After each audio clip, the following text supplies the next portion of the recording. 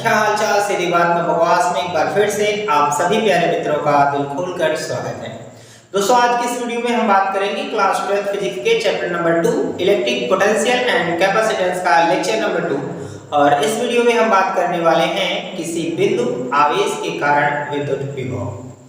काफी important topic होगा इस चैप्टर के लिए। वीडियो लास्ट तक देखना, मजा आ जाएगा। मजा नहीं आया तो मजा काट दिया जाएगा, है ना। वीडियो लास्ट तक देखो। और वीडियो में ज्यादा हम आप लोगों का टाइम नहीं लेना चाहते हैं क्योंकि हमारी ये सीरीज चल रही है सीधी बात नो बकवास की। तो बकवास नहीं करना है, सीधे टॉपिक पर आते हैं। बिंदु आवेश के कारण विद्युत विभव। तो सबसे पहले हम यहाँ पर क्या करते हैं, पॉइंट चार्ज मान लेते हैं। एक पॉइंट चार्ज, छोटा सा चार्ज हमने लिया और हमें पता है कि इस पॉइंट चार्ज के कारण चारों तरफ इलेक्ट्रिक फील्ड जनरेट हो जाता है और ये जो फील्ड लाइंस निकल रही होती है वो इंफिनिटी तक जाती हैं। तो कहने का मतलब है इंफिनिटी तक हम विद्युत विभव निकाल सकते हैं, अधिक दूरी तक। क्लियर है बात। तो हम अगर मान लेते हैं कि इस पॉइंट चार्ज से r डिस्टेंस पर, केवल r डिस्टेंस पर अगर हमें क्या करना हो, विद्युत विभव निकालना हो इस p पर, है ना। यहाँ पर हमने पॉइंट मान लिया p, इस पर विद्युत विभव की गणना करनी हो तो हम कैसे करेंगे। एक डायरेक्टली हम नहीं करेंगे, ठीक है। विभव करना है अगर, तो हमें पता है कि विभव बराबर होता है कार्य बटे आवेश। तो पहले कार्य निकाल लेंगे, फिर आवेश का भाग दे देंगे। ये छोटू सा चार्ज है ना, इसको हमने कहा है प्लस क्यू चार्ज। अब इसके लिए हमें क्या करना होगा, एक छोटा सा एलिमेंट यहाँ पर ले लेना होगा। इसको हमने ले लिया, ए और बी पॉइंट ले लिया, इसके बीच की दूरी हमने dx ले ली। वो छोटा सा दूरी है ना, डिफरेंशियल है छोटा सा। अब यहाँ इस Q चार्ज से अगर हमने इस B पॉइंट की जो दूरी एजम्पशन कर लिया x, यहाँ तक आप ये कर लीजिए। पहले हम कार्य यहाँ से यहाँ तक का निकालेंगे, उसके बाद फिर अंश से निकाल लेंगे। क्लियर है बात। सबसे पहले आपको क्या करना चाहिए, इस फिगर के बारे में यहाँ पर लिखना चाहिए। माना कि क्या लिखेंगे दोस्तों, ये स्ट्रेटजी आप लोगों को अपने अंदर डेवलप करनी चाहिए क्योंकि फिजिक्स में आप देखेंगे कि हमेशा फिगर आते रहते हैं और वहां पर हम उसके बारे में डिस्क्रिप्शन लिखना चाहते हैं। तो देखेंगे कि आप कहीं पर कोई टीचर कुछ तरह से पढ़ाता है तो वहां पर अपने तरीके से लिखता है, या आप किसी नोट्स में देखते हैं, या फिर अपने किसी विद्या में देखा होगा अलग अलग प्रकाशन की बुक्स होती हैं, तो उनमें अलग अलग तरीके से इस फिगर के बारे में यहाँ पर डिफाइन किया हुआ होता है। बाकी इस फिगर के बारे में जितना बेहतर से बेहतर आप लिख सकते हैं, खुद से लिखा करो, जिससे इस चीज को रटने की जरूरत ना पड़े। और इसे रटना भी नहीं चाहिए, खुद से कर लेना चाहिए, ठीक है। जरूरत नहीं होती है कि हूबहू हमारी तरह लिखे, किसी नोट्स की तरह लिख दें। इसको आप नहीं कर, मतलब चाहे जैसे लिख लें, बस फिगर के बारे में अच्छे से एक्सप्लेन करना होता है। क्लियर है बात। इसके बाद बाकी के टॉपिक जो होंगे उनको आपको बेहतर तरीके से, जो इसका डेरिवेशन होगा उसको बेहतर तरीके से स्टेप बाय स्टेप समझिए, आपको समझ में आ जाएगा। क्योंकि ये मैथमेटिकल थोड़ा ज़्यादा है, जो बायो के स्टूडेंट हैं उन्हें बेहतर तरीके से समझने की जरूरत होती है। मैथमेटिक्स के स्टूडेंट जो होते हैं थोड़ी बहुत मैथ उन्हें आती है, इसलिए आसानी से समझ जाते हैं। बायो के स्टूडेंट भी समझ जाते हैं। फर्क सिर्फ इतना होता है कि जब वहां पर इंटीग्रेशन डिफरेंशिएशन आ जाता है तो प्रॉब्लम क्रिएट होने लगती है। लेकिन फिर भी हम पूरा प्रयास करेंगे कि हर एक टॉपिक बेहतर तरीके से समझ में आए। तो सबसे पहले हम यहाँ पर लिखेंगे प्लस क्यू के कारण बी पर लगने वाला बल। इसको बल लिखिएगा, विद्युत क्षेत्र बल लिखिएगा। बल लिखेंगे तो बेहतर तरीके से समझ में आएगा क्योंकि विद्युत क्षेत्र की जो डायरेक्शन होती है वही बल की भी दिशा होती है। तो यहाँ पर हम Q के कारण यहाँ पर बल निकालेंगे। अब जहां पर बल निकाल रहे हैं वहां पर आप चाहें तो plus Q not charge assumption कर सकते हैं, मान सकते हैं। तो जो बल होगा हम जानते हैं कि बल बराबर होता है K Q1 Q2 बटे R स्क्वायर। तो यहाँ पर कर लें, चाहे तो K लिखिए या फिर आप K की जगह पर 1/4 पाई एप्सिलॉन नॉट भी लिख लीजिए और ये K हो जाएगा Q1 और Q2 की जगह Q नॉट। और यहाँ से यहाँ तक की जो दूरी है वो x स्क्वायर है दोस्तों, r नहीं है, तो x स्क्वायर लिख लेना, है ना। ये समीकरण नंबर 1 हो जाएगा। अब हम लिखेंगे प्लस क्यू नॉट को, प्लस क्यू नॉट एक परीक्षण आवेश होता है, तो को बी से ए तक लाने में किया गया कार्य। देखिए थोड़ी दूरी पर लाया जा रहा है तो कार्य भी क्या होगा, छोटा सा होगा। कार्य बराबर हम जानते हैं बल गुणे क्या होता है मित्र, विस्थापन dx है, हमने लिख लिया। अब ये डायरेक्शन देखिए, यहाँ पर बल की दिशा इधर है और कार्य हम इधर की तरफ कर रहे हैं, तो डायरेक्शन अपोजिट है, इसलिए हम यहाँ पर क्या लगा लेंगे, माइनस लगा लेंगे। ठीक है, ये बात भी ध्यान रखनी है। अब समीकरण 1 से बल का मान रख देंगे तो dw बराबर आ जाएगा मित्रों -1/4 पाई एप्सिलॉन नॉट और q not upon x square into क्या हो जाएगा dx। ये कर लीजिए। अब इसके बाद हम इसे कैसे सॉल्व करेंगे, आइए देखते हैं। अब प्लस क्यू नॉट को b से नहीं, अब मान लीजिए कि इनफिनाइट से लाया जा रहा है p पर, अनंत से p तक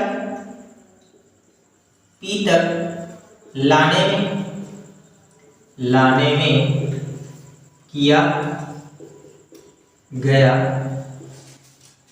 कार्य। अब दूर से लाया जा रहा है तो काम ज्यादा हो जाएगा ना, तो कार्य को हम क्या लिख लेंगे, पूरा लिख लेंगे। कार्य W बराबर इस छोटे छोटे कार्यों को हम जोड़ लेंगे, इंटीग्रेशन हो जाएगा मित्र dw के बराबर। ठीक है, अब कहां से लाया जा रहा है, अनंत से, तो जहां से लाया जाएगा वो निम्न सीमा होगी और जहां तक लाया जाएगा वो हो जाएगा हमारा उच्च सीमा। उच्च सीमा p तक लाया जा रहा है, तो p तक की जो दूरी है वो r है, तो हम इनफिनाइट टू r लिख लेंगे। इस तरह से आपको लिखना है। अब इसको सॉल्व करिए तो w बराबर हो जाएगा यहाँ पर ये इंटीग्रेशन इनफिनाइट टू r और dw की जगह पे ये वैल्यू हम पुट करेंगे। ठीक है, यहाँ हो जाएगा -1/4 pi epsilon not q not और अपॉन यहाँ पर x स्क्वायर हो जाएगा, x स्क्वायर और इनटू हो जाएगा dx। अब इसको समझिए, जो कांस्टेंट चीजें हैं वो बाहर आ जाएंगी, तो -1/4 पाई एप्सिलॉन नॉट और ये q नॉट बाहर आ जाएगा और यहाँ पर बचेगा इंटीग्रेशन इनफिनाइट टू r, ये माइनस के साथ बाहर आया हुआ है। यहाँ पर 1/x स्क्वायर है, तो हम यहाँ पर इसको ऊपर अगर कर दें 1/x स्क्वायर को, तो -x⁴ हो जाएगा, dx हो जाएगा। अब यहाँ पर एक सूत्र का इस्तेमाल करना है आपको, ये सूत्र है आपका समाकलन x⁴n dx बराबर होता है मित्रों x⁴n + 1/n+1, ये फार्मूला होता है। तो इस फार्मूले का अगर इस्तेमाल आप यहाँ पर करेंगे तो क्या हो जाएगा, ध्यान दीजिएगा, ये हमारा हो जाएगा -1/4 पाई एप्सिलॉन नॉट और ये हो जाएगा q नॉट, और यहाँ पर जब इसका इस्तेमाल करिएगा तो ये हो जाएगा x⁻² + 1। देखिए हाथ में एक जुड़ गया है, यहाँ -2 था, एक जोड़ दिया हमने, तो यहाँ पर -2 + 1 आ जाएगा और ये समाकलन हो चुका है, तो ये समाकलन का निशान भी साफ जैसा है, हटा देंगे। इसके बाद हम क्या करेंगे, यहाँ पर देखिए इनफिनाइट से लेकर r तक लिख लेंगे। अब इसको हल करने का प्रयास करिए आगे। यहाँ देखिए -2 + 1, तो -1 आएगा, अब माइनस को बाहर कर लीजिएगा तो ये प्लस हो जाएगा 1/4 पाई एप्सिलॉन नॉट और ये हमारा हो जाएगा q नॉट। यहाँ पर देखिए ये x के पावर क्या आ रहा है, -1 और अपॉन 1 आ जाएगा, यहाँ माइनस आ रहा है तो इसको हमने आगे कर लिया जिससे वो प्लस हो गया है। तो अगर आप चाहें इतनी बात समझ सकते हैं तो इसको हम पलट दें फिर से, तो क्या यहाँ पर आप 1/x लिख सकते हैं, पावर प्लस में हो जाएगी, इनफिनाइट टू r लिख लेंगे। इतना थोड़ा सा आपको समझना है। जो लोग इस r को गामा समझ रहे होंगे, मैं ऐसे ही r लिखता हूँ, ध्यान दीजिएगा। ज्यादातर लोग इस तरह से r लिखते हैं, तो आप समझते रहिएगा थोड़ा सा लैंग्वेज को। अब इसके बाद पहले उच्च सीमा रखते हैं, फिर निम्न सीमा रखते हैं। तो 1 अपॉन हो जाएगा मित्र 4 पाई एप्सिलॉन नॉट, और ये हो जाएगा q नॉट, और उच्च सीमा रखिएगा तो 1 अपॉन हो जाएगा r माइनस 1 अपॉन इनफाइनाइट। देखिए एक में अगर अनंत का भाग देंगे तो ये हमारा वैल्यू क्या हो जाएगा 0। रट लो कि इनफाइनाइट का भाग देंगे तो 0 हो जाएगा। अगर ऐसे नहीं समझ सकते तो सोचो अनंत का मतलब बहुत विशाल होता है। अब एक अंक में अगर बहुत बड़े अंक विशाल अंक का भाग दे देंगे तो बिल्कुल छोटा हो जाएगा, 0 के बराबर हो जाएगा। तो इसको हम क्या कर सकते हैं, छोड़ देंगे। तो हमारा ये फॉर्मूला निकल कर आएगा कार्य W बराबर 1 अपॉन 4 पाई एप्सिलॉन नॉट, और ये Q नॉट बटे यहाँ पर R आ जाएगा मित्र, R आ जाएगा। इतना हमें निकल गया है कार्य। अब हम क्या करेंगे, विभव की गणना करेंगे। तो विभव V बराबर क्या होता है, W अपॉन होता है Q नॉट। तो V बराबर W का ये वैल्यू यहाँ पर अगर पुट करेंगे तो क्या हो जाएगा, देखिएगा तो ये 1 अपॉन आ जाएगा 4 पाई एप्सिलॉन नॉट, और यहाँ आ जाएगा Q नॉट बटे R, और अपॉन में पहले से ही Q नॉट है तो ये यहाँ से क्या होगा, कट जाएगा। तो अब यहाँ पर फॉर्मूला आ जाएगा हमारा 1 अपॉन 4 पाई एप्सिलॉन नॉट और इनटू Q अपॉन R हो जाएगा। दोस्तों अगर आप फिजिक्स पढ़ना चाहते हैं तो एक मेथड का यूज करें, यूनिफिकेशन मेथड का, मतलब चीजों को जोड़ना सीखिए। जैसे इस तरह का फार्मूला आपने देखा है, इलेक्ट्रिक फील्ड के अगर फार्मूले को आप देखेंगे तो E बराबर होता है 1 अपॉन 4 पाई एप्सिलॉन नॉट और Q बटे होता है R स्क्वायर, बिंदु आवेश के कारण। तो अगर ये फार्मूला आपको याद रहेगा तो इस फार्मूले में ज्यादा प्रॉब्लम नहीं होनी चाहिए। यहाँ R स्क्वायर है तो यहाँ पर केवल R है, बस इतनी सी बात आपको समझ के रखनी है। अगर एक बार समझ गए तो ये सारी चीजें आपके लिए आसान हो जाएंगी। ठीक है, दोनों फार्मूले एक जैसे हैं, फर्क सिर्फ इतना है कि ये हमारा सदिश राशि है और ये हमारा अदिश राशि है। ठीक है, और साथ में वहाँ स्क्वायर है, यहाँ पर स्क्वायर नहीं है। बस इस बात का आपको ध्यान रखना पड़ेगा जब आप सवाल कर रहे होंगे तब। अब इसके बाद यदि यदि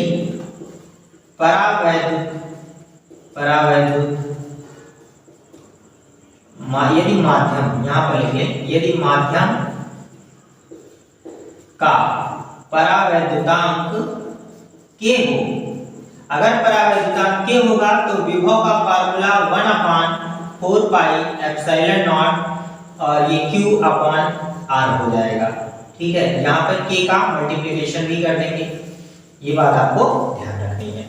दोस्तों आप वीडियो को पॉज करके इसका स्क्रीनशॉट ले लीजिए, फिर हम आगे छोटा सा यहीं पर एक और कॉन्सेप्ट आपको बताने वाले हैं कि विभव को प्रभावित करने वाले क्या-क्या कारक होते हैं, यानी विभव किन किन चीजों से प्रभावित होता है। इस फार्मूले की मदद से ही आप चीजों को समझ सकते हैं।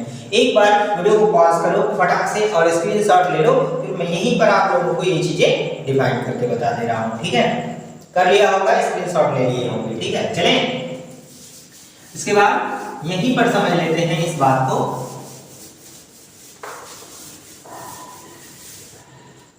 यहां पर लिखिएगा विभव को प्रभावित करने वाले कारक, यानी विभव जो होगा वो किन किन चीजों से प्रभावित होगा। बस आप विभव का मोस्टली एक्सपेक्टेड फॉर्मूला ये देख लें, है ना, अधिकतम उतना हो सकता है। तो विभव V बराबर हम जानते हैं कि 1 अपॉन 4 पाई एप्सिलॉन नॉट और K और यहाँ Q बाई R होता है। इसका अर्थ ये हुआ कि विभव किन किन बातों पर निर्भर करता है। देखिए मित्रों, ये सारी चीजें हमारे लिए क्या है, कांस्टेंट है, तो इन पर तो निर्भर नहीं करेगा। इसलिए हम ये कहेंगे कि विभव अनुक्रमानुपाती होता है। पहला चीज, विभव अनुक्रमानुपाती होता है आवेश की, यानी आवेश बढ़ने पर विभव बढ़ता है।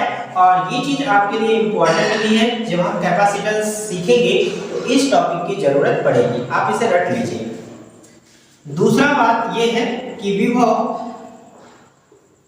इनवर्सली प्रोपोर्शनल होता है R के, तो इसे आप शब्दों में लिखिएगा कि विभव दूरी के व्युत्क्रमानुपाती होता है, दूरी बढ़ने पर विभव घटता है।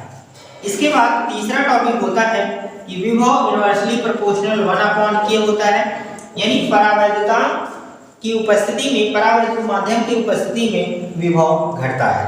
तो ये 3 टॉपिक ऐसे हैं जो आपको विभव के बारे में जाननी चाहिए, यानी विभव इन 3 चीजों से प्रभावित होता है। आवेश बढ़ने पर बढ़ेगा, प्रभाव का मतलब बढ़ना और घटना दोनों हो सकता है, ठीक है। आवेश बढ़ेगा तो विभव बढ़ेगा, बाकी दूरी और परावैद्युत माध्यम की उपस्थिति में मतलब दूरी बढ़ेगी तो विभव घटेगा, और परावैद्युत माध्यम उपस्थित हो तो भी विभव घटेगा। दोस्तों उम्मीद करते हैं कि आपको ये कंटेंट पसंद आया होगा। अगर वीडियो पसंद आई हो तो इसे और भी लोगों तक जरूर पहुंचाइएगा, और हमारे चैनल पर नए हैं तो प्लीज चैनल को भी जरूर सब्सक्राइब करिएगा। मिलते हैं अगली वीडियो में एक और नए कंटेंट के साथ, तब तक के लिए स्वस्थ रहें, मस्त रहें। All the very best.